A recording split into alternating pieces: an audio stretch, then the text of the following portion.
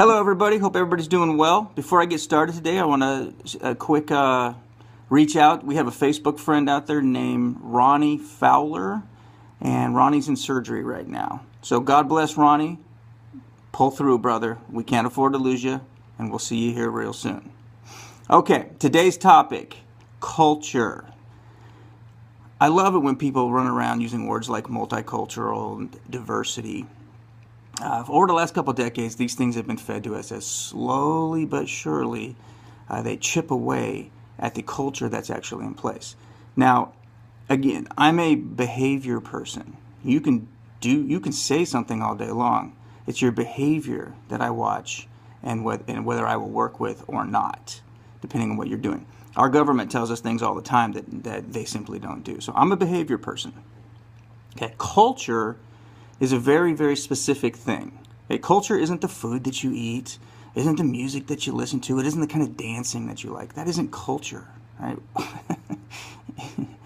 Culture is there's actually two specific cultures in the entire world based on human behavior, okay? And in the United States of America, our culture, the entire premise, everything that we're based around, that is culture.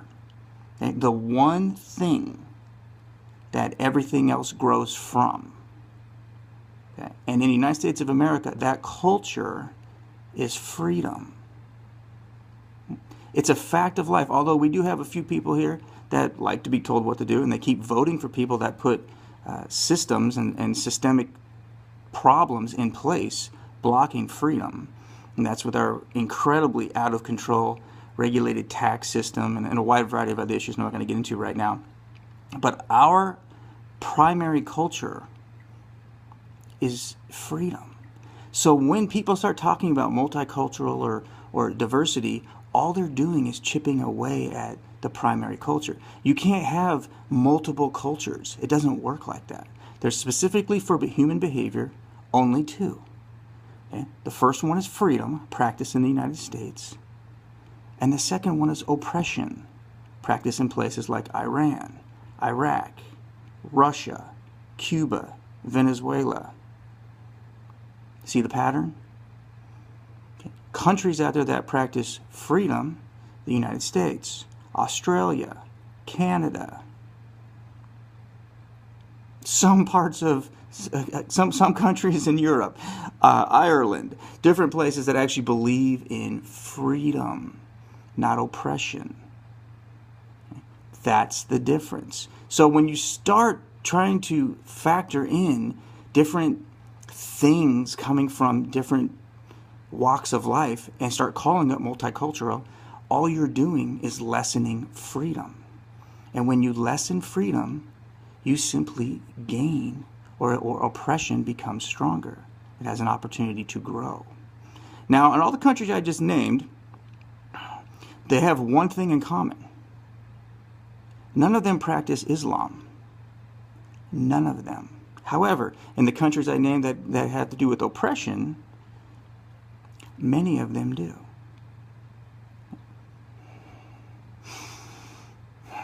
So I listened to Barack Obama say that the Islamic State isn't Islamic or a state.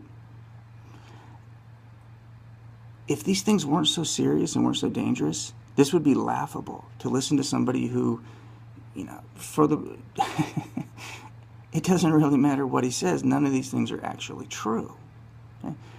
Over in Iraq or Syria or wherever these individuals are located, they're Islamic. Okay? But what appears to be happening over there is in the oppressive state, they have some diversity happening.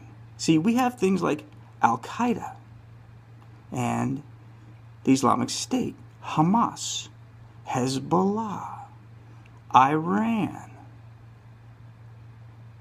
All these things, Saudi Arabia, all of these things practice, all of these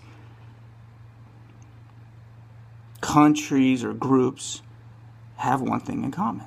They practice Islam. Now, they do it at different levels, apparently, according to what we're being told. According to Barack Obama, ISIS is the ultimate. They're not Islamic. The Islamic State's not Islamic. Wow, you are a real piece of work there, sport. But focusing back on the idea here, oppression is being practiced everywhere through this particular belief system. Okay? It's easy to see. It's happening everywhere.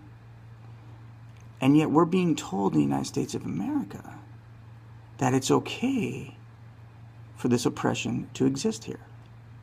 Well, it's not. So the voices have to start coming up clearly, concisely, saying, no, not only is this not going to happen here, we don't need it. There's no requirement of the United States of America to start practicing Islam. It isn't going to benefit our society. Women in America certainly don't want to be told what to wear. And men in America aren't going to start beating them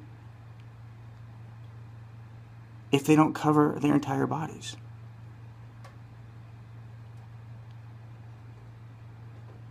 We need to get a grip really on what's happening here. These are important things, and believe it or not, these things are actually taking place in the United States right now. But here's the one question, or I guess thing that I would like you to think about today. Okay? Whether it's Christianity or Hinduism, Buddhism, when you mention those words, nobody has to put an adjective in front of them to qualify it. But with Islam, you're constantly hearing people talk about the good Muslims. If you have to qualify a religion with an adjective, that's oppression. God bless the United States of America, ladies and gentlemen. It's time to stand up. And you heal soon, Ronnie Fowler. We're thinking about you, brother.